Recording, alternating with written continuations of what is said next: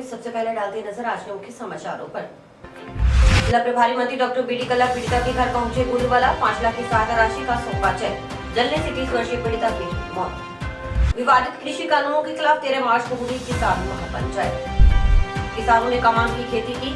Bumper पैदावार के बाद पूर्व मंत्री के जन्मदिन पर खिलाया गुड़। भाजपा के 2 दिवसीय कार्यकर्ता प्रशिक्षण शिविर का शुभारंभ। अब खबर विस्तार से। हनुमानगढ़ जिले के गोलूवाला जेल से 1.5 साल पहले जमानत पर छूटे दुष्कर्म के आरोपी ने दुष्कर्म पीड़िता की हत्या के नियत से जिंदा जलाने का प्रयास किया। आग से जलने से 30 वर्षीय पीड़िता की जयपुर में मौत हो गई। पीड़िता की मौत के बाद जिला प्रभारी मंत्री डॉक्टर बीडी कल्ला सांत्वना देने गोलूवाला पीड़िता के घर पहुंचे। मुख्यमंत्री सहायता कोष से 5 लाख की आर्थिक सहायता का चेक भी परिजनों को सौंपा गया।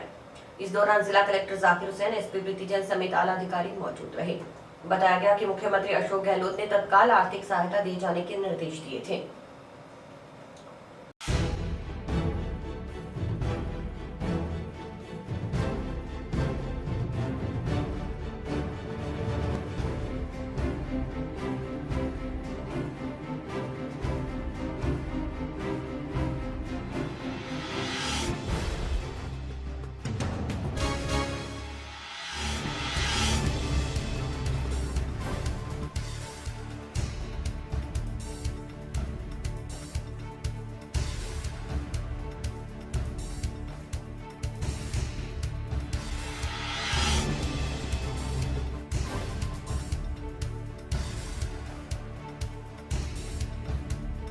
की तरफ से दुख व्यक्त करता हूं। जैसे ही मुझे माननीय मुख्यमंत्री जी के यहाँ से संदेश मिला इस तरह से उनकी मृत्यु हो गई है, मैं प्रभारी मंत्री होने के नाते सब काम छोड़कर और यहाँ रवाना हो गया। मेरी पूरी सहानुभूति है। माननीय मुख्यमंत्री जी ने अपने सहायता कोष से 5 लाख रुपए की राशि इनके सहायता के लिए भेजी है। यहाँ के स्थानीय लोगों की मांग है कि और कुछ होना चाहिए, तो मैं इनकी भावनाओं को माननीय मुख्यमंत्री तक पहुँचाऊँगा। पूरा परिवार मैंने देखा है कि इनकी नानी जी बड़ी उम्र की हैं, बेटी उनकी बहुत ही छोटी उम्र की हैं, 12-13 साल की, जैसा मैंने देखा है। बहुत दुख है और मैं खुद यहाँ के माहौल को देखकर गमगीन हूँ। ईश्वर से प्रार्थना करता हूँ कि मृतात्मा को चिर शांति प्रदान करे और मैं डिस्ट्रिक्ट एडमिनिस्ट्रेशन से चाहूँगा कि जो भी अपराधी हैं उन अपराधियों को इस कृत्य की सजा मिले। हनुमानगढ़ के गोलूवाला के घटना जिसमें दुष्कर्म पीड़िता को जिंदा जला दिया गया, ये समाज पर तो सवाल खड़े करती है, लेकिन सरकार पर भी सीधे सीधे सवालिया निशान खड़े होते हैं कि क्या सरकार का इकबाल खत्म हो गया। ये पहली घटना नहीं है। एक के बाद एक इस तरीके के अनेकों सनसनीखेज घटनाओं ने 6,14,000 उन मुकदमों में एक मुकदमा और जोड़ दिया कि जिससे इस सरकार का पुलिस की वो पंचलाइन जिसमें अपराधियों में भय और आमजन में विश्वास, उसमें विरोधाभास पैदा कर दिया। मुझे लगता है कि सरकार के मध्यकाल में इस तरीके की घटनाएं प्रदेश की कानून व्यवस्था को ध्वस्त करती हुई सीधे सीधे उन अपराधियों के हौसले बुलंद करती हैं और आम आदमी का जीवन दुभर करती हैं। इस घटना से मुझे लगता है कि पूरे प्रदेश भर में एक इस किस्म की दहशत है। एक सवाल खड़ा हुआ है कि क्या जन सुरक्षा का वायदा करने वाली सरकार जन घोषणा पत्र के उस वायदे पर खरी उतरेगी। गोलूवाला में जो घटना हुई थी जिसमें महिला को रात को घर में घुसकर जलाकर मारने का प्रयास किया गया, उसमें कल रात को महिला की मृत्यु हो गई और महिला काफ़ी ज़्यादा जल चुकी थी, तो उसके बैंक डिक्लेरेशन स्टेटमेंट तो नहीं हो पाए। महिला के परिवारजन की तरफ से, उनकी नानी की तरफ से एक प्रकरण पुलिस द्वारा दर्ज किया गया है। प्रकरण में उन्होंने जिस पर शक जाहिर किया है उसको भी हमने पूछताछ के लिए राउंड अप करने में सफलता प्राप्त की है। इसके अलावा तकनीकी विश्लेषण से और जो सीसीटीवी फुटेज इस टाउन में अलग अलग कैमरा से हमें मिले हैं उनके आधार पर और पूरा तकनीकी विश्लेषण करके हम प्रयास कर रहे हैं कि जल्द ही इस जघन्य घटनाक्रम को अंजाम देने वाले व्यक्ति को हम गिरफ्तार करने में सफलता प्राप्त करेंगे। एएसआई, हेड कांस्टेबल व कांस्टेबल स्तर के 102 पुलिस जवानों के बड़े स्तर पर स्थानांतरण करने के एक ही दिन बाद जिला पुलिस अधीक्षक प्रीति जैन ने शुक्रवार देर रात एक और सूची जारी कर पुलिस निरीक्षक व उप निरीक्षक स्तर के अधिकारियों के तबादले किए। आदेशों के तहत संग्रिया, पीलीबंगा महिला और सदर थाना प्रभारी बदले गए हैं। कुल 9 पुलिस निरीक्षकों को इधर से उधर कर दिया गया। संग्रिया थाना प्रभारी इंद्र कुमार मारवाल को पीलीबंगा थाना प्रभारी लगाया गया है। उनकी जगह पुलिस लाइन से सीआई विजय मीणा संग्रिया थाना प्रभारी होंगे। विजय मीणा इससे पहले भी संग्रिया थाना प्रभारी पद पर सेवाएं दे चुके हैं। वहीं पीलीबंगा थाना प्रभारी सीआई दिनेश सारण और सदर थाना प्रभारी एसआई लखवीर सिंह गिल का पुलिस लाइन में स्थानांतरण किया गया है। सब इंस्पेक्टर की जगह अब सदर थाना की कमान पुलिस निरीक्षक को सौंपी गई है। पुलिस लाइन से पुलिस निरीक्षक मान सिंह को सदर थाना का नया प्रभारी लगाया गया है। इससे पहले तक उप निरीक्षक स्तर के अधिकारी को सदर थाना का प्रभारी लगाया गया था। वहीं महिला थाना प्रभारी रविंदर सिंह नरूका का तबादला अपराध सहायक के पद पर किया गया है। महिला थाना की कमान अब महिला पुलिस निरीक्षक मोनिका बिश्नोई के हाथ होगी। मोनिका बिश्नोई का तबादला पुलिस लाइन संचित निरीक्षक से महिला थाना प्रभारी के पद पर हुआ है। मोनिका बिश्नोई की जगह पुलिस निरीक्षक हरि सिंह देपावत पुलिस लाइन के संचित निरीक्षक होंगे। वहीं भादरा थाना से उप निरीक्षक गोपीराम को नोहर थाना से उप निरीक्षक लालचंद को धनासर चौकी प्रभारी, जबकि धनासर चौकी प्रभारी उप निरीक्षक विजयपाल का भादरा थाना में स्थानांतरण किया गया है। चर्चा है कि जिले की गोलूवाला सहित अन्य उन थानों में जहां प्रभारी की कमान सब इंस्पेक्टर के जिम्मे है, वहां भी पुलिस निरीक्षक स्तर के अधिकारी को थाना प्रभारी लगाया जा सकता है। गांव जाखड़ा वाले के किसान कई वर्षों से सेम का दंश झेल रहे थे, मगर पूर्व मंत्री डॉक्टर राम प्रताप के प्रयासों से इस क्षेत्र में सेम की समस्या हल हुई। इसी दौरान गांव के किसानों की जमीन भी सेम समस्या हल होने के बाद उपजाऊ बन गई। इसके बाद उन्होंने अपने खेत में कमान लगाई। इस बार बम्पर पैदावार होने के बाद क्षेत्र के किसान पूर्व मंत्री डॉक्टर राम प्रताप के निवास स्थान पर आए। उनके जन्मदिन पर कमान से निकाला शुद्ध गुड़ खिलाकर जन्मदिन मनाया। इस मौके पर सुशील गोदारा ने बताया कि हनुमानगढ़ की जनता के लिए भी गुड़ लेकर आए, ताकि उनमें बांटकर यह बताया जा सके कि सेम ग्रस्त इलाके में अब फसलें होने लग गई हैं।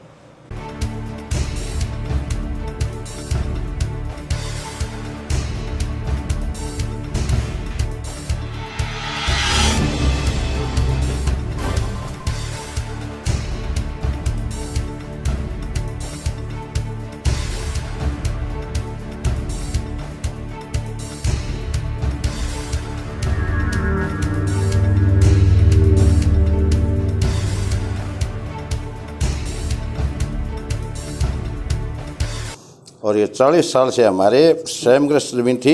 डॉक्टर राम प्रताप जी की मेहरबानी से ये साल कमाद बीजी है, गुड़ है हमारे, गुड़ खिलाने के लिए यहाँ आया जन्मदिन पर। ये बहुत अच्छा काम किया डॉक्टर जी ने हमारे जीवन सफल करिਆ। सन 1962 ਦੇ ਵਿੱਚ ਅਸੀਂ ਇੱਥੇ ਜ਼ਮੀਨ 75,000 ਆਦਮੀ ਦੇ ਵਿੱਚ ਆ ਕੇ ਖਰੀਦੀ ਸੀ। ਸਾਡੇ ਕੋਲ 10 ਰੁਪਏ ਜ਼ਮੀਨ ਦੀ ਆ। ਅੱਜ ਉਹ ਜ਼ਮੀਨ ਦੇ ਵਿੱਚ ਦੁਬਾਰਾ ਫਿਰ ਸੇਮ ਆਉਣ ਲੱਗੀ। ਇਸ ਵਾਸਤੇ ਅਸੀਂ ਆਏ ਅੱਜ ਜਨਮ ਦਿਨ ਤੇ ਡਾਕਟਰ ਸਾਹਿਬ ਦੇ ਇਹਨਾਂ ਨੇ ਸਾਡੇ ਏਰੀਏ ਦੇ ਵਿੱਚ बहुत बड़ा काम करेगा। मैं आज सेम पीड़ित गांव के किसान का बेटा होने के नाते सबसे पहले तो पूर्व सिंचाई मंत्री आदरणीय डॉक्टर राम प्रताप जी को जन्म दिवस की बधाई देता हूं। और आज विशेष जन्म दिवस है हम सेम पीड़ित किसानों के लिए। जो आपको ये चेहरे दिख रहे हैं मेरे साथ, इनके 100 बीघा ज़मीन थी और पिछले 40 सालों से एक तिनका नहीं होता था। और आज जो हम ये गुड़ लेके आए हैं, ये गुड़ इन्हीं के खेतों में हुआ है। गन्ना बीज के इन्होंने अपने हाथों से गुड़ बनाया और डॉक्टर साहब को मुंह मीठा कराने के लिए और हनुमानगढ़ की जनता को ये गुड़ बांटने के लिए लेके आए हैं कि इस गुड़ की मिठास देखो। जो ये गुड़ और गन्ना है, डॉक्टर राम प्रताप के भागीरथी प्रयासों से जो स्वयं समस्या का समाधान हुआ और इंदिरा गांधी सहित नहरों का पुनर्निर्माण हुआ, उसकी वजह से सीपेज रुककर स्वयं समस्या समाप्त हुई।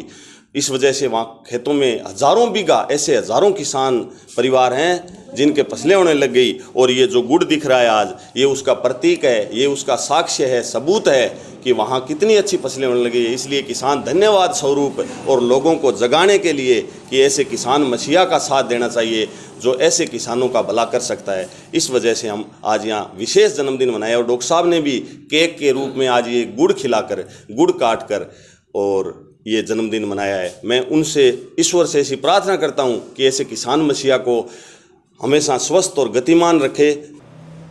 राजस्थान रोडवेज डिपो के कर्मचारियों से अपनी विभिन्न समस्याओं को लेकर रोडवेज के जोनल मैनेजर को ज्ञापन सौंपा। कर्मचारी नेता नायक सिंह ने बताया कि जोनल मैनेजर से वार्ता में कई समस्याओं का समाधान करने का आश्वासन मैनेजर ने दिया है। इस दौरान बस स्टैंड के बारे में प्रस्ताव बनाकर भेजने, नए किसी भी कर्मचारी को ऑफिस में नहीं बिठाए जाने, ऐसे रूट जहां रोडवेज की बसों को बंद कर दिया गया है, उन्हें अब पुनः शुरू किया जाएगा।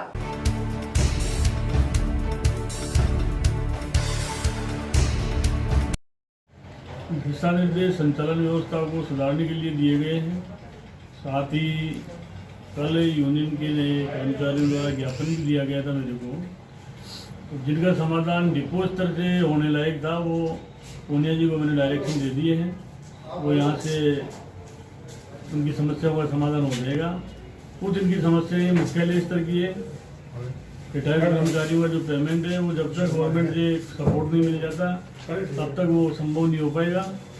जैसे ही गवर्नमेंट से पैसा आएगा इनकी का पेमेंट कर दिया जाएगा। आज हमारे जोनल मैनेजर महोदय बीकानेर जोन जयपुर से पधारे थे और उनको हमारे जो कर्मचारी संगठन है, रिटायर्ड एसोसिएशन है और जो भी हमारे संगठन है, उन्होंने सब ने मिल के और एक ज्ञापन प्रेषित किया था जिसमें कर्मचारियों की कुछ समस्याएं थी और जिसमें कर्मचारियों की समस्याएं एवं जो हमारे हनुमानगढ़ की बस स्टैंड की समस्या थी उसको भी प्राथमिक तौर पे उनको बताया गया था कि सर हमारे जो है बस स्टैंड डिपो परिसर में बनाया जाए, जिसमें आप जो है पूरा सहयोग करो। तो उन्होंने ये कहा कि वो प्रस्ताव बना के भिजवा दो ताकि वह बस स्टैंड पे जगह कम पड़ती है, रोडवेज़ का अपना खुद का बस स्टैंड हनुमान डिपो के अंदर बनाया जा सके। आज जोनल मैनेजर महोदय से जो ज्ञापन के बाद वार्ता हुई उसमें उनके द्वारा जो आश्वासन दिया गया है उन समस्याओं पर, एक तो सतवीर जी ने जो बताया कि बस स्टैंड के बारे में प्रस्ताव बना के भेजा जाएगा और जो जहाँ पर एक माननीय उच्च न्यायालय के आदेश हुए थे कि किसी भी परिचालक से भ्रष्टता के बिना हल्की ड्यूटी का कार्य अन्य कार्य ना लिया जाए, उसके बारे में भी बात हुई। तो जोनल मैनेजर महोदय ने आश्वासन दिया कि नए किसी भी कर्मचारी को भी बैठाया नहीं जाएगा और ना ही कोई मुख्यालय स्तर से ना कोई अगार स्तर से। और आगे रोडवेज की जो बसें मान लो 2-4 शेड्यूल जो कटेल हो रहे थे उनको भी चलाया जाएगा और जो कर्मचारियों की कमी है उसकी पूर्ति की जाएगी। गांव रोडावाली के राजकीय उच्च माध्यमिक विद्यालय में शनिवार को ऑपरेशन संजीवनी के तहत जिला स्तरीय कार्यक्रम का आयोजन हुआ। इसमें स्कूल के बच्चों तथा ग्रामीणों ने उत्साह से भाग लिया। इस मौके पर पुलिस अधिकारियों ने बच्चों को नशे से दूर रहने की सीख दी। साथ ही जो लोग नशे का कारोबार करते हैं उनकी जानकारी पुलिस को देने की बात कही गई। इस मौके पर कुश्ती, रस्साकसी, क्विज आदि प्रतियोगिताओं का भी आयोजन किया गया।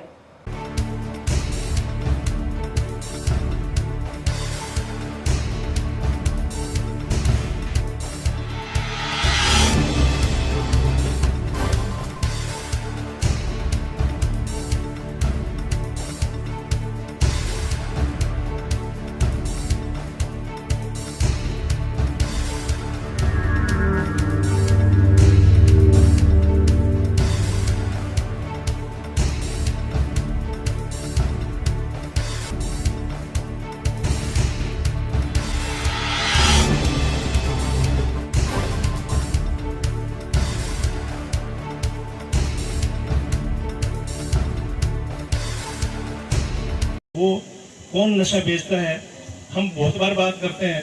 मैंने भी कई बार प्रोग्राम में कहा है कि जिला अस्पताल के पास में कुछ लोग ऐसे हैं जो नशा बेचते हैं। मैंने कभी आइडेंटिफाई करके उनको नहीं बताया। तो हमारी ड्यूटी है कि कौन गांव में सबको पता होता है कौन क्या कर रहा है। तो थोड़ी जिम्मेवारी लें, किसी और के लिए नहीं, अपने लिए, अपने बच्चों के लिए। और दूसरी जो कारण है उसमें availability, easy availability.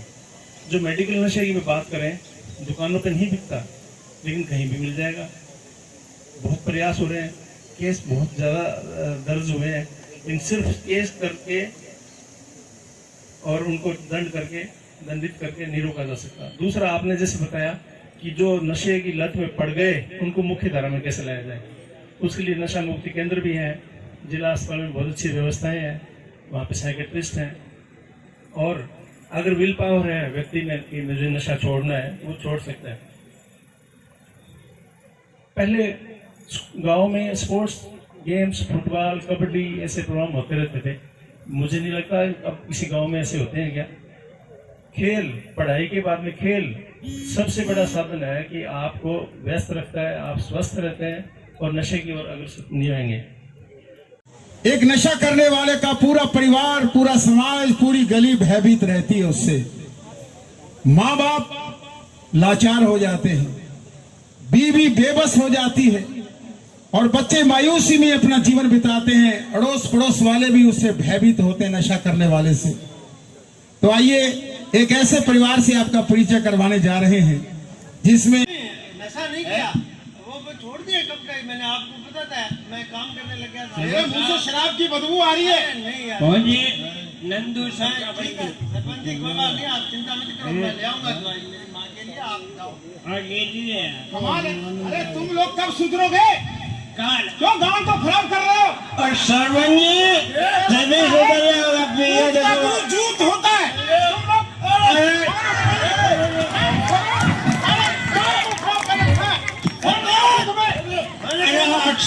Sarpanch ji खराब कर दियो बीच में आ गया।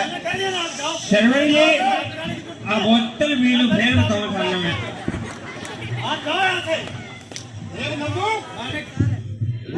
मेरा काम है तुम्हें बोतल समझाना। गिनेंगे।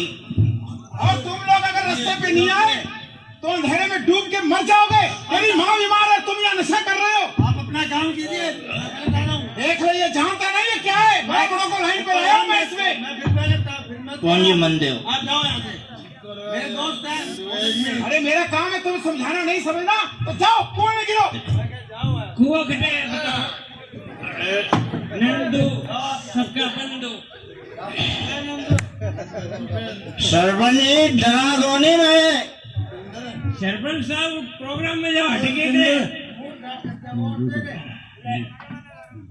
ऑपरेशन संजीवनी के तहत आज जिला स्तरीय कार्यक्रम राजकीय सीनियर सेकेंडरी स्कूल रोडावाली में मनाया जा रहा है प्रोग्राम, और जिससे आम नागरिकों को, आम ग्रामवासियों को नशे से दूर रहने के लिए, जो नशे का धंधा करते हैं उनको पकड़ाने के लिए और बच्चों को जागृत करने के लिए, पूरे समाज को जागृत करने के लिए ये प्रोग्राम आज यहाँ मनाया जा रहा है, जिसमें लगभग सभी विभागों के प्रतिनिधि मौजूद हैं और काफ़ी संख्या में ग्रामवासी और स्कूल के बच्चे मौजूद हैं। और इसी के अंदर कुश्ती, रस्साकसी और क्विज प्रतियोगिता, इसका भी आयोजन किया जा रहा है। केंद्र सरकार द्वारा लागू किए गए तीनों कृषि कानूनों के विरोध में 8 मार्च यानी महिला दिवस के दिन जिले में सैकड़ों महिलाओं ने शाहजहांपुर बॉर्डर पर जाने का ऐलान किया। कांग्रेस महिला मोर्चा की जिलाध्यक्ष प्रवीणा मेघवाल ने बताया कि दिल्ली में बैठे किसानों के समर्थन में शनिवार शाम 5 बजे शाहजहांपुर बॉर्डर के लिए रवाना होंगी। उन्होंने बताया कि जिले से सैकड़ों महिलाएं किसानों के समर्थन में जाएंगी। मेला 8 मार्च को महिला दिवस है, उसमें मेरे नेतृत्व में सैकड़ों महिला लेकर दिल्ली शाहजहांपुर बॉर्डर पर जाऊंगी और किसान में 3 काला कानून लिया है उसके वापस लेने के लिए मांग पर रखूंगी और वहां पर धरना प्रदर्शन करूंगी। मैं चौथी बार जा रही हूं किसानों के समर्थन में और आवाज़ उठा रही हूं, किसानों के साथ कंधा सा कंधा मिलाकर और साथ देती रहूंगी। इसके लिए जनसंपर्क कर रहे हैं आप गांव में जाकर जनसंपर्क कर रही हूं, महिला को जोड़ रही हूं और ज़्यादा से ज़्यादा ले जाने की कोशिश में हूं। मैं अब की बार 27 तारीख को मैंने 200 महिला और 100 पुरुष लेकर शाहजहांपुर बॉर्डर में 27 तारीख को मैंने धरना प्रदर्शन किया था। उसमें महिलाओं ने पूरा जोर शोर से आवाज़ उठाई। राजस्थान पेंचक सिलाट एसोसिएशन ने हनुमानगढ़ जिलाध्यक्ष पद पर दिनेश दाधीच की नियुक्ति की है। साथ ही देवेंद्र राजपूत को एसोसिएशन का जिला सचिव नियुक्त किया गया है। नवनियुक्त जिलाध्यक्ष दिनेश दाधीच ने राजस्थान एसोसिएशन को धन्यवाद देते हुए कहा कि उनका प्रयास रहेगा कि इस खेल के खिलाड़ियों को अंतर्राष्ट्रीय स्तर तक ले जाएं। उन्होंने जो जिम्मेदारी सौंपी गई है वे पूर्ण निष्ठा के साथ निभाएंगे। राजस्थान पेचक सिलाइट एसोसिएशन द्वारा हनुमानगढ़ जिले में खेलों को महत्व देते हुए यहाँ एक टीम गठित की गई है, जिसमें मुझे जिला अध्यक्ष और देवेंद्र राजपूत को जिला सचिव नियुक्त किया गया है। पेचक सिलाइट गेम अभी कुछ समय पूर्व केंद्र सरकार द्वारा कुल 21 गेमों को इसमें शामिल किया गया है। ग्रेड सी की भर्ती में भी इसको मान्यता दी गई है इस गेम को। और शारीरिक और मानसिक विकास के साथ साथ आजकल नौकरी में भी खेलों को प्राथमिकता दी जा रही है। तो हमारा प्रयास रहेगा कि शीघ्र हम जो है हनुमानगढ़ में इसकी प्रतियोगिता करवाएंगे और 2021 में जम्मू कश्मीर में नेशनल प्रतियोगिता आयोजित होने का है, तो शीघ्र उसकी डेट वगैरह घोषित हो जाएगी।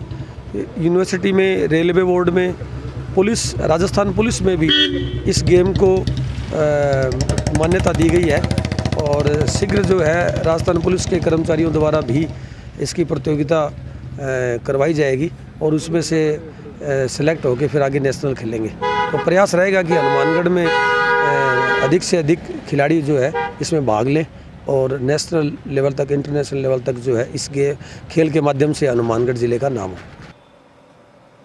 कृषि कानूनों के विरोध में चल रहे आंदोलन के तहत करीब 3 माह से बंद पड़े कोहला टोल प्लाजे को टोल कर्मचारियों ने सोमवार को अपने स्तर पर खोलने का निर्णय लिया। इस संबंध में कोहला टोल प्लाजा के मैनेजर संदीप वर्मा ने कलेक्टर व एसपी को ज्ञापन देकर सूचित किया। ज्ञापन में बताया कि अगर टोल प्लाजा पर कोई घटना घटित होती है तो उसका जिम्मेदार प्रशासन होगा। मैनेजर ने बताया कि 3 माह से टोल नाका बंद पड़ा है, ऐसे में कंपनी को लाखों रुपयों का घाटा हो रहा है। ऐसी स्थिति में कंपनी कर्मचारियों को सैलरी देने में असमर्थ हो रही है। सर, ये टोल प्लाजा हमारा 3 महीने से बंद पड़ा है और इसमें हमारे को लाखों रुपए का नुकसान भी हो रहा है।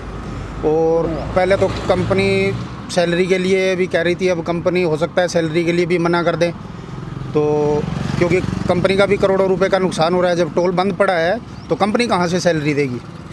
तो कोला टोल प्लाजा हम खुलवाने के लिए प्रशासन से मिले थे कल शाम को, तो उन्होंने हमारे को आश्वासन दिया भी 1-2 दिन रुको, 1-2 दिन में खुलवा देंगे। अगर प्रशासन खुलवाता है तो ठीक है, वरना हम सोमवार को अपने स्तर पर कोला टोल प्लाजा चलाएंगे। बात होती है तो इस चीज़ का प्रशासन जिम्मेवार होगा। हम एसपी से मिल लिए, कलेक्टर से भी मिल लिए, सबसे हम हाथ जोड़ के रिक्वेस्ट कर ली भी हम भी मतलब यहाँ 40 लड़के हैं हमारे पास, अब मतलब वो भी भूख मरने की कगार पे आ गए हैं, अब क्या करेंगे। तो परसों हम सोमवार को टोल प्लाजा चालू करेंगे। अगर कोई लड़ाई झगड़ा कुछ भी होता है तो इस चीज़ का प्रशासन जिम्मेवार रहेगा।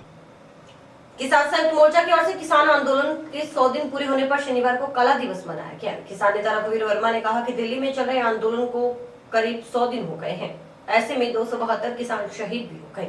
वही सरकार लगातार किसानों पर अत्याचार कर रही है। उन्होंने प्रशासन को चेताया और कहा कि किसानों का शांतिपूर्वक चल रहा आंदोलन में प्रशासन कोई हस्तक्षेप न करे।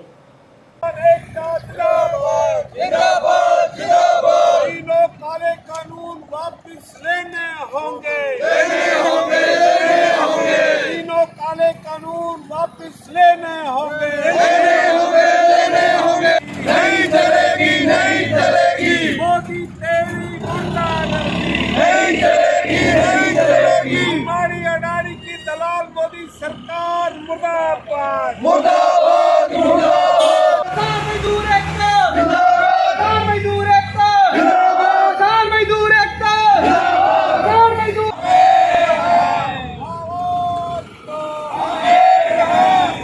जो 26 नवंबर से दिल्ली की बॉर्डरों पर किसान बैठे थे, उनके आह्वान पर दमन के 100 दिन हो गए हैं। हमारे 272 किसान साथी इस आंदोलन में शहीद हुए हैं और हमारे किसान भाइयों पर आंसू गैस के गोले छोड़े गए, लाठी चार्ज किया गया, ठंडी पानी की बौछारें छोड़ी गई, हमारी पगड़ियां उछाली गई। इन दमन के 100 दिनों के खिलाफ आज काला दिवस मनाया जा रहा है और इसी को लेकर यहाँ टोल नाके पर हम बैठे हैं। एक बात हम और कहना चाहते हैं यहाँ के प्रशासन को, यहाँ के टोल टैक्स के अधिकारियों को कि वो शांतिपूर्ण चल रहे किसान आंदोलन के अंदर कोई हस्तक्षेप ना करे, कोई बदमाशी करने की कोशिश नहीं करे, नहीं तो किसान उनकी ईंट से ईंट बजा देगा। और यहाँ के स्थानीय प्रशासन को हम कहना चाहते हैं कि आप ये मत समझ लेना कि लोग खेतों में लग गए, यहाँ है नहीं। अगर ये टोल शुरू करने की कोशिश की तो हम उनकी ईंट से ईंट बजाएंगे, सीधा मुकाबला करेंगे, लेकिन किसान के साथ किसान लड़ेगा और किसान जीतेगा। मोर्चा के आह्वान पे आज ये काला ब्लैक डे मनाया गया है और किसान आंदोलन के समर्थन में जो हमारे साथी दिल्ली बैठे हैं, दिल्ली संयुक्त मोर्चा से जो हमें कॉल होती है उसी हिसाब से यहाँ प्रोग्राम हम भी मनाते हैं किसान साथियों के हौसले के लिए। और लगातार पिछले 3 महीने से हम इस टोल नाके पे बैठे हैं, टोल नाके बंद करवा रखा है और आगे भी इसी तरीके से बंद रहेगा ये। आज कुछ ये भी सूचना थी कि टोल कर्मी इसे खुलवाना चाहते हैं, पर मैं स्पष्ट शब्दों में आपके माध्यम से इनको कहना चाहता हूँ कि जब तक केंद्र सरकार किसानों की समस्या का हल नहीं करेगी, इन काले कानूनों को वापस नहीं लेगी, तब तक हम यहाँ डटे रहेंगे और लगातार संघर्ष करते रहेंगे। भारतीय जनता पार्टी की केंद्रीय प्रशिक्षण विभाग के निर्देशानुसार व जिला संगठन के तत्वावधान में भाजपा नगर मंडल, टाउन व देहात मंडल टाउन के 2 दिवसीय प्रशिक्षण शिविर का शुभारंभ शनिवार को हुआ। हनुमान टाउन के सेक्टर 3 में शिविर को शुभारंभ कर अतिथियों और मुख्य वक्ताओं ने महापुरुषों व भारत माता की जीत पर पुष्प अर्पित कर श्रद्धांजलि दी। नगर मंडल अध्यक्ष प्रदीप हैरी व देहात मंडल अध्यक्ष जसपाल सिंह ने संयुक्त रूप से बताया कि शिविर के पहले दिन कुल 4 सत्र रहे। इनकी अध्यक्षता पूर्व मंत्री डॉक्टर राम प्रताप द्वारा की गई। वक्ताओं के रूप में मुख्य वक्ता पुष्पा नाहटा, पूर्व मंत्री डॉक्टर राम प्रताप, पूर्व जिला प्रमुख कृष्ण चोटिया, सादुल शहर नगर मंडल अध्यक्ष करुण मित्तल, भाजपा जिला उपाध्यक्ष प्रमोद डेलू, भाजयुमो जिला उपाध्यक्ष सुभाष सारण ने अलग अलग विषयों पर विस्तार से संबोधन किया। प्रशिक्षण शिविर में मुख्य वक्ता पुष्पा नाहटा ने 2014 के बाद भारतीय राजनीति में आए बदलाव और हमारे दायित्व विषय पर व्याख्यान दिया। पूर्व मंत्री डॉक्टर रामप्रताप ने अपने संबोधन में कार्यकर्ताओं को जनसंघ व भाजपा की स्थापना और अब तक के उतार चढ़ाव के बारे में विस्तार पूर्वक जानकारी दी। डॉक्टर रामप्रताप ने कहा कि कार्यकर्ता ही पार्टी की नींव है। भाजपा में पद के विपरीत राष्ट्र निर्माण और चरित्र निर्माण पर ही बल दिया जा रहा है। उन्होंने कहा कि भारतीय जनता पार्टी एक विचारधारा है जो राष्ट्रीय विकास, संगठन, चरित्र निर्माण और समाज के प्रति अपने दायित्व को लेकर राजनीति के क्षेत्र में कार्य करती है। बातों के लिए हम क्या करेंगे, देश की एकता और अखंडता के लिए क्या करेंगे। हमारी सरकार बनते ही हमने सबसे पहले उन बातों की ओर ध्यान दिया और अब 2014 के अंदर भारतीय जनता पार्टी की सरकार नरेंद्र भाई मोदी के नेतृत्व में जो सरकार बुलेट प्रूफ जैकेट की सेना की लंबे समय से जो मांग थी, क्या बुलेट प्रूफ जैकेट सेना को उपलब्ध करवाई जाए, उस क्षेत्र में काम ये भारतीय जनता पार्टी की सरकार नरेंद्र भाई मोदी की सरकार आई है। इस सरकार ने एक काम शुरू किया है कि सेना को हम बुलेट प्रूफ जैकेट उपलब्ध करवाएंगे। आज भारतीय जनता पार्टी के हनुमानगढ़ नगर व देहात का प्रशिक्षण शिविर चल रहा है। यहाँ पर 2 दिन का ये प्रशिक्षण शिविर है जिसमें 10 सत्र होंगे। 10 अलग विषयों पे 10 वक्ता जो भारतीय जनता पार्टी के कार्यकर्ता हैं, कार्य समिति सदस्य हैं, उनको भाजपा की रीति नीति से अवगत करवाएंगे और उनमें ऊर्जा का संचार करेंगे। हम लोग निश्चित हैं कि इस 2 दिन के 10 सत्र के बाद भारतीय जनता पार्टी के कार्य समिति के सदस्य, पार्षदगण, ये भारतीय जनता पार्टी के जो सदस्य यहाँ पे नामित हैं इस कार्यक्रम के लिए, वो बहुत कुछ नया सीखेंगे और उससे आम जन को मदद व आम जन में भारतीय जनता पार्टी की विचारधारा का प्रवाह करने में ये सब मददगार होंगे। कि 2014 के बाद में भारतीय राजनीति में क्या फ़र्क पड़ा है और 2014 के बाद में भारत सरकार, जब मोदी जी के नेतृत्व में भारतीय जनता पार्टी की सरकार आई तो उसमें क्या चेंजिंग आई है। पहले जो सेक्शन था उसमें ये बताया गया है। महिला अधिकार फाउंडेशन ट्रस्ट की ओर से डांडिया प्रतियोगिता का आयोजन किया गया। ट्रस्ट के राष्ट्रीय अध्यक्ष लक्ष्मी नारायण स्वामी ने बताया कि प्रतियोगिता में पहले स्थान पर रहने वाले प्रतिभागियों को 2100 व दूसरे स्थान पर रहने वाले प्रतिभागी को 1100, तीसरे स्थान पर रहने वाले को 500 रुपए के नगद पुरस्कार देकर सम्मानित किया गया।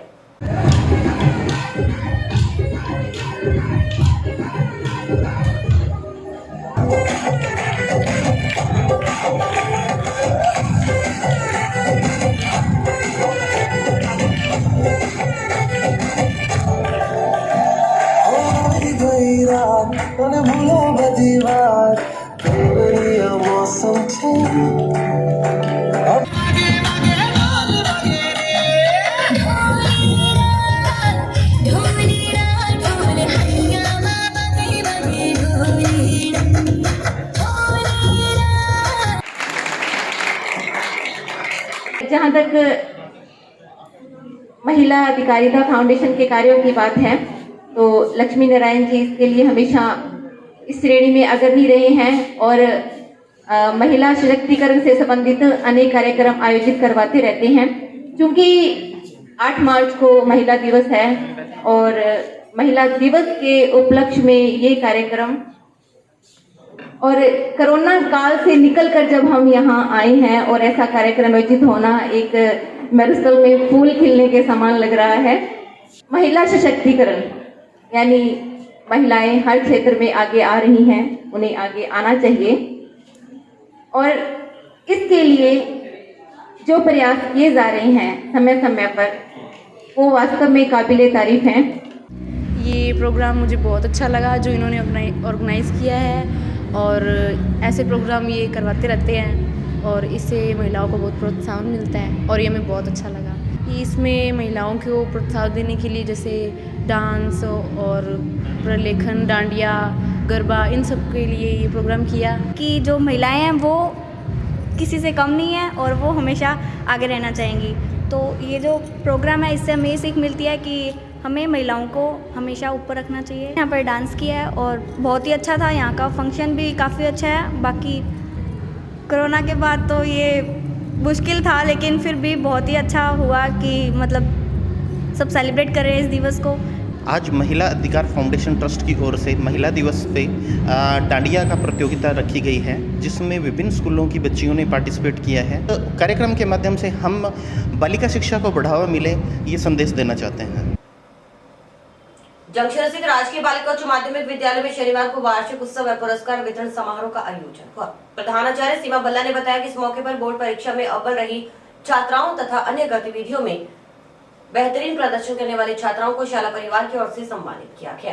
कार्यक्रम में नगर परिषद सभापति गणेश बंसल, सुमित रिंडवा, तरुण विजय सहित शहर के कई गणमान्य नागरिकों ने शिरकत कर बच्चियों का उत्साहवर्धन किया।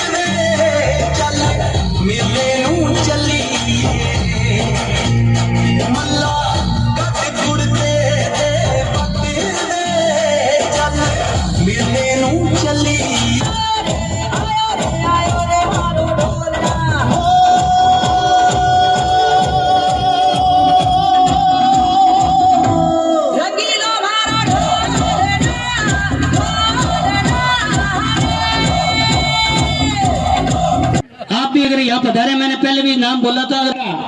एक चांदी का सिक्का दिया जाएगा और से अभिनंदन।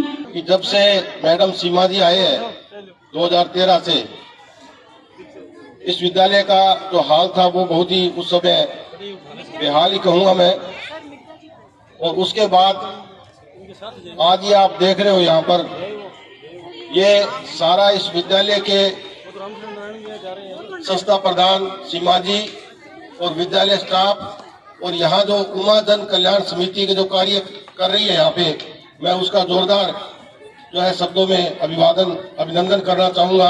बालिका उच्च माध्यमिक हनुमानगढ़ जंक्शन में वार्षिक उत्सव का आयोजन किया गया। भामाशाह सम्मान, एल्यूमिनी मीट और इसके साथ ही जो प्रतिभाशाली विद्यार्थी हैं उनको पुरस्कार दिया गया।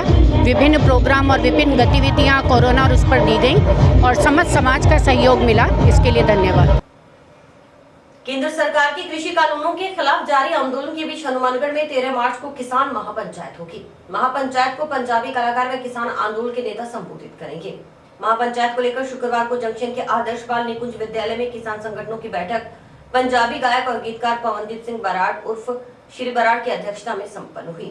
बैठक में देश की राजधानी दिल्ली में करीब 100 दिनों से चल रहे किसान आंदोलन को सफल बनाने पर चर्चा की गई। बैठक में किसानों के समर्थन व तीनों कानूनों के प्रति आमजन को जागरूक करने के लिए 13 मार्च को होने वाली महापंचायत पर चर्चाएं हुई।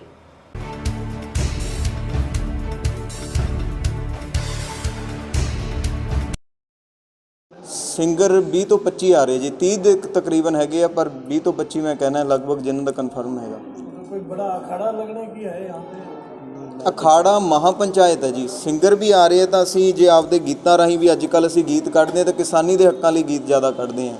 ਸਾਨੂੰ ਆਏ ਹੈਗਾ ਕਿ ਗੀਤ ਇੱਕ ਮਨੋਰੰਜਨ ਦਾ ਸਾਧਨ ਹੀ ਨਹੀਂ, ਸਿਰਫ ਲੋਕਾਂ ਨੂੰ ਜਗਾਉਣਾ ਵੀ ਹੈ। ਜੇ ਅੱਜ ਸਾਲੋਂ ਸਾਲ ਲੋਕ ਸਾਨੂੰ ਸੁਣਦੇ ਆ ਰਹੇ ਹੈਗੇ ਤਾਂ ਅੱਜ ਸਾਡੇ ਫਰਜ਼ ਬਣਦੇ ਆ ਕਿ ਅਸੀਂ ਸਾਡੇ ਗੀਤਾਂ ਰਾਹੀਂ ਚਾਹੇ ਸਾਨੂੰ ਆਪਦੇ ਕਿਸੇ ਪਿੰਡੋਂ ਪਿੰਡ ਜਾ ਕੇ ਸਾਨੂੰ ਲੋਕਾਂ ਨੂੰ ਖੜਾ ਕਰਨਾ ਪਵੇ, ਕਿਉਂਕਿ ਮੈਨੂੰ ਇਹ ਲੱਗਦਾ ਆਪਣੇ ਤੌਰ 'ਤੇ ਅਤੇ ਸਾਨੂੰ ਸਾਰੇ ਭਰਾਵਾਂ ਨੂੰ ਇਹ ਲੱਗਦਾ ਹੈਗਾ ਜਿੰਨੇ ਸਿੰਗਰ ਵੀਰ ਵੀ ਹੈਗੇ ਆ ਕਿ ਕਿਤੇ ਨਾ ਕਿਤੇ ਜੇ ਪਬਲਿਕ ਲੁੱਟੀ ਜਾ ਰਹੀ ਹੈ ਜਾਂ ਉਹਨਾਂ ਨਾਲ ਗਲਤ ਹੋ ਰਿਹਾ ਤਾਂ ਸਾਡਾ ਇੱਥੇ ਵੀ ਫਰਜ਼ ਬਣਦਾ ਹੈਗਾ। ਇਕੱਲਾ ਗਾਉਣ ਦਾ ਹੀ ਫਰਜ਼ ਨਹੀਂ, ਸਾਡਾ ਫਰਜ਼ ਬਣਦਾ ਕਿ ਉਹਨਾਂ ਦੇ ਕੋਲ ਜਾ ਕੇ ਜਗਾਈਏ। ਸਤਿ ਸ਼੍ਰੀ ਅਕਾਲ ਜੀ। ਆਪਾਂ 13 ਤਰੀਕ ਦਾ ਪ੍ਰੋਗਰਾਮ ਰੱਖ ਰਹੇ ਹਾਂ ਜੀ। ਇੱਕ ਪ੍ਰੋਗਰਾਮ ਵੀ ਮੈਂ ਕੀ ਦੱਸਾਂ, ਇੱਕ ਰੈਲੀ ਹੈ ਕਿਸਾਨ ਮਹਾਪੰਚਾਇਤ, ਜਿਸ ਦੇ ਵਿੱਚ ਮਾਨਯੋਗ ਸਾਡੇ 7 ਤੋਂ 8 ਲੈ ਕੇ ਆਗੂ ਪਹੁੰਚ ਰਹੇ ਹੈਗੇ ਜੀ, ਜਿਨ੍ਹਾਂ ਦੇ ਮੈਂ ਨਾਮ ਵੀ ਦੱਸ ਦੇਣਾ ਤੁਹਾਨੂੰ। ਜਗਜੀਤ ਸਿੰਘ ਜੀ ਡੱਲੇਵਾਲ, ਤੇ ਅਮਰਜੀਤ ਸਿੰਘ ਜੀ ਰਾਰਾ ਤੇ ਦਰਸ਼ਨਪਾਲ ਜੀ, ਕਵਿਤਾ ਜੀ, ਮਨਜੀਤ ਰਾਏ ਜੀ, ਬਲਵਿੰਦਰ ਔਲਖ ਜੀ ਤੇ ਬਾਕੀ ਪੰਜਾਬ ਤੋਂ ਜਿੰਨੇ ਵੀਰ ਭਰਾ ਹੋ ਸਕਦੇ ਆ, ਤਕਰੀਬਨ 25 ਤੋਂ 30 ਦੇ ਤਕਰੀਬਨ ਸਾਰੇ ਜਿਹੜੇ ਮਸ਼ਹੂਰ ਕਲਾਕਾਰ ਹੈਗੇ ਆ, ਹਰਿਆਣੇ ਤੋਂ ਕਲਾਕਾਰ ਹੈਗੇ ਆ, ਸਾਰੇ ਪਹੁੰਚ ਰਹੇ ਹੈਗੇ ਆ ਉਹ ਕਿਸਾਨੀ ਲਈ ਆਵਾਜ਼ ਚੱਕਣ ਲਈ। ਤੇ ਥਾਂ ਰੱਖਿਆ ਜੀ ਆਪਾਂ ਹਨੂਮਾਨਗੜ੍ਹ ਟਾਊਨ ਦੇ ਵਿੱਚ ਇਹ ਹੋ ਰਹੀ ਹੈ ਮਹਾ ਪੰਚਾਇਤ, ਤਕਰੀਬਨ ਦਾਣਾ ਮੰਡੀ 'ਚ ਹੋ ਰਹੀ ਹੈ ਜੀ। 1 ਵਜੇ ਸ਼ੁਰੂ ਹੋਣਾ ਸਾਰਾ ਕੁਝ। ਬਾਕੀ ਤੁਸੀਂ ਜਿੰਨੇ ਵੀਰ ਭਰਾ ਹੋ ਸਕਦੇ ਹੋ ਸਾਰੇ ਨਾਲ ਜੁੜੋ। ਤੇ ਸਾਰਿਆਂ ਨੂੰ ਇੱਕ ਬੇਨਤੀ ਸੀਗੀ ਕਿ ਇਹਦੇ ਵਿੱਚ ਕੋਈ ਵੀ ਫੰਡ ਨਹੀਂ ਲਿਆ ਜਾ ਰਿਹਾ, ਕੋਈ ਵੀ ਤੁਸੀਂ ਪੈਸਾ ਕਿਸੇ ਨੂੰ ਨਹੀਂ ਦੇਣਾ। ਤੁਸੀਂ ਜੇ ਕਿਸੇ ਨੇ ਸੇਵਾ ਕਰਨੀ ਹੈਗੀ ਹੈ ਤੁਸੀਂ ਦਿੱਲੀ ਜਾ ਕੇ ਆਪਣੇ ਹੱਥੀਂ ਉੱਥੇ ਅੰਦੋਲਨ 'ਚ ਸੇਵਾ ਕਰੋ। ਜੇ ਇਹਦੇ ਵਿੱਚ ਚਲੋ ਸਾਰਾ ਸ਼ਹਿਰ ਰਲ ਮਿਲ ਕੇ ਕਰਵਾ ਰਿਹਾ ਇਹਨੂੰ, ਇੱਥੇ ਤੁਸੀਂ ਕੋਈ ਸੇਵਾ ਕਰਨੀ ਚਾਹੁੰਦੇ ਹੋ ਜਾਂ ਇੱਥੇ ਲੋਕਾਂ ਨੂੰ ਲੰਗਰ ਲਾਉਣਾ ਜਾਂ ਪਾਣੀ ਦੀ ਸੁਵਿਧਾ ਕਰਨੀ ਜਾਂ ਕੋਈ ਵੀ ਜ਼ਿੰਮੇਵਾਰੀ ਚੱਕਣਾ, ਤਾਂ ਉਹ 'ਚ ਤੁਸੀਂ ਪੈਸੇ ਨਹੀਂ ਦੇਣੇ ਕਿਸੇ ਨੇ, ਆਪਦੀ ਜ਼ਿੰਮੇਵਾਰੀ ਸੰਭਾਲੋ। ਇਹ ਸਾਡਾ ਨਹੀਂਗਾ, ਇਹ ਤੁਹਾਡਾ ਸਾਰਿਆਂ ਦਾ ਮਿਲ ਕੇ ਅੰਦੋਲਨ ਹੈਗਾ। ਤਾਂ ਸਾਰੇ ਰਲ ਮਿਲ ਕੇ ਅੰਦੋਲਨ ਨੂੰ ਕਾਮਯਾਬ ਕਰੀਏ ਤੇ ਕਿਸਾਨੀ ਦੀ ਜਿੱਤ ਹੋਵੇ। ਮੇਰਾ ਪਰਿਚੈ ਜੀ, ਫਿਲਹਾਲ ਤਾਂ ਮੈਂ ਇੱਥੇ ਕਿਸਾਨ ਦਾ ਪੁੱਤ ਹੈਗਾ ਖੜਾ, ਪੇਸ਼ੇ ਤੋਂ ਇੱਕ ਕਲਾਕਾਰ ਤੇ ਲਿਖਾਰੀ ਹੈਗਾ, ਸ਼੍ਰੀ ਬਰਾੜ ਮੇਰਾ ਨਾਮ ਹੈ, ਬਟ ਇੱਥੇ ਕਿਸਾਨ ਦਾ ਪੁੱਤ ਹੋ ਕੇ ਖੜਾ ਮੈਂ। ਤਾਂ ਮੈਨੂੰ ਵੀ ਹੈਗਾ ਜੇ ਪਿੰਡੋਂ ਪਿੰਡ ਅਸੀਂ ਜਿੱਥੇ ਜਾ ਸਕਦੇ ਹਾਂ, ਜਿਹਨੂੰ ਵੀਰ ਭਰਾ ਨੂੰ ਜਗਾ ਸਕਦੇ ਹਾਂ, ਅਸੀਂ ਹਰ ਥਾਂ ਜਾਣ ਨੂੰ ਤਿਆਰ ਹਾਂ जी। राजकीय उच्च माध्यमिक विद्यालय फतेहगढ़ में वार्षिक उत्सव का आयोजन किया गया, जिसमें राजकीय उच्च माध्यमिक विद्यालय फतेहगढ़, बालिका माध्यमिक विद्यालय फतेहगढ़ और बालिका उच्च प्राथमिक विद्यालय फतेहगढ़ का संयुक्त आयोजन किया गया। कार्यक्रम में मुख्य अतिथि जिला प्रमुख कविता मेघवाल थी।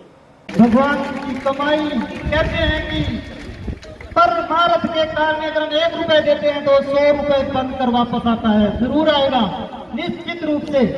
श्री राजेंद्र जी का अभिनंदन करते हुए श्री रोहतास जी कड़वासरा, श्री महेंद्र सिंह जी, मनीष जी, कलवंत सिंह जी जांगू। तबला भारतीय शास्त्रीय संगीत का एक महत्वपूर्ण हिस्सा है और निश्चित रूप से जनता के बीच लोकप्रिय हो गया है। तबला ऐसा वाद्य है जो संगीत में जान फूंक देता है और संगीत को सजीव बना देता है। इसके साथ ही इस वाद्य में इतनी उन्नति कर ली है कि दूसरे स्वर प्रधान वाद्यों के समान इसमें एकल वादन के क्षेत्र में भी सरलता से प्रदर्शन किया जा रहा है और सराहा भी जा रहा है।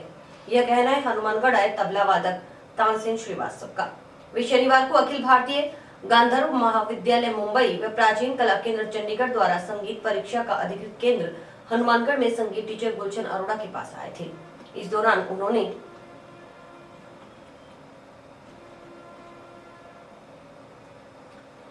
उन्होंने स्काई चैनल से तबला वादक के बारे में कुछ चर्चा की। स्काई चैनल पर देखिए रिपोर्टर बलजीत सिंह की खास रिपोर्ट।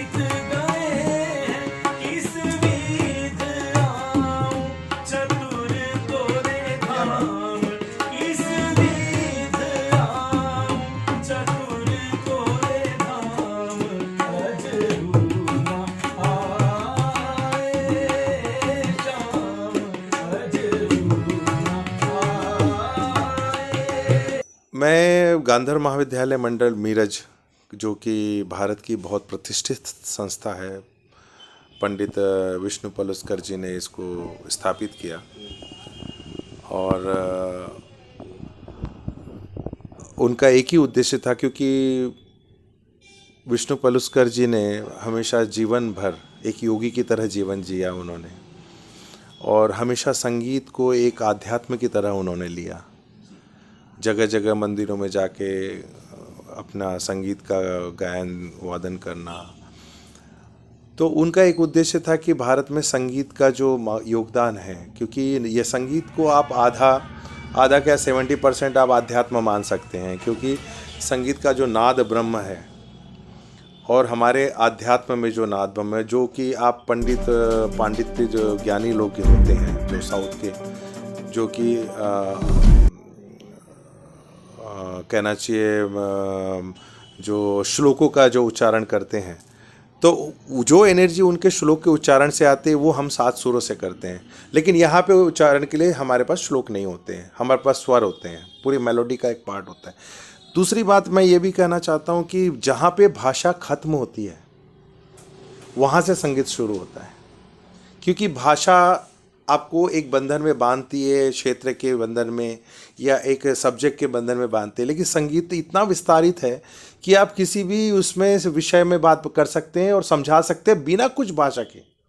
इतना सूक्ष्म उसमें आध्यात्म छिपा हुआ है। और सबसे बड़ी बात है, संगीत के माध्यम से आप कोई भी बात बोल रहे हैं, चाहे वो छोटी सी बात हो, वो इतना बड़ा असर करती है कि आदमी के आत्मा में जाके वो बाकायदा आपको उस तरीके से परिभाषित करके आपको उस रास्ते पर चलने के लिए मजबूर करेगी।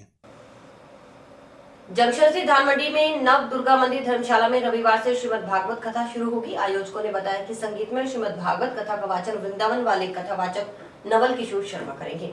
कथा 14 मार्च तक चलेगी। कथा का समय दोपहर 2:30 से शाम 5 बजे तक होगा। इससे पहले सुबह 10 बजे कलश यात्रा निकाली जाएगी, जिसमें मुख्य अतिथि सभापति गणेश बंसल सपत्नीक और सुमित रेणवा भी सपत्नीक शिरकत करेंगे।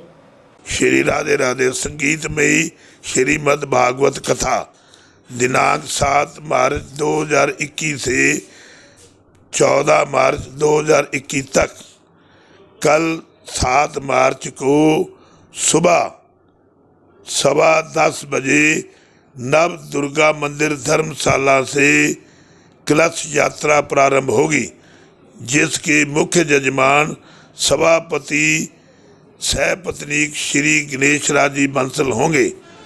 उनके साथ श्री सुमित रेणवा सहपत्नीक भी शामिल रहेंगे। ये कलश यात्रा सारी धान मंडी की परिक्रमा करते हुए वापस श्री नव दुर्गा मंदिर धर्मशाला में कथा स्थल पर समापन होगी। कथा का समय 7 मार्च से दोपहर 2:30 बजे से लेकर शाम 5:30 बजे तक रहेगा। 14 मार्च 2021 को 9:15 बजे हवन यज्ञ होगा और उसके बाद भंडारा वितरण किया जाएगा। कथावाचक श्री नवल किशोर जी शर्मा मिंद्रावन वाले। सभी धार्मिक सज्जन प्रेमी माता बहनों भाइयों से करबद्ध प्रार्थना है कि आप अपना अमूल्य समय निकाल करके ईश्वर का नाम लेने के लिए जरूर से जरूर पधारें। लावारिस हालत में मिला कीमती सामान से भरा बैग, उसने मालिक रेलवे सीटीआई तक पहुंचा। शहर के एक नागरिक ने ईमानदारी की मिसाल कायम की। जानकारी के अनुसार श्रीगंगानगर कोटा एक्सप्रेस में on duty CTI Rajan Kumar का बैग उनसे एसी कोच की सीट में कोई अज्ञात व्यक्ति उठाकर ले गया था। बैग में रखे सामान को तितर बितर करने के बाद अज्ञात जना बैग को लावारिस हालत में गांधीनगर अंडरपास के नजदीक खाली जगह पर फेंक है।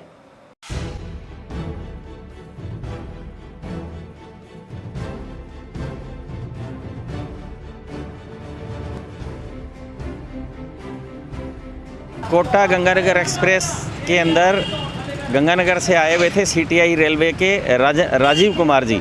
उनका बैग एसी कोच से जो है चोरी हो गया, कोई उठा ले गया।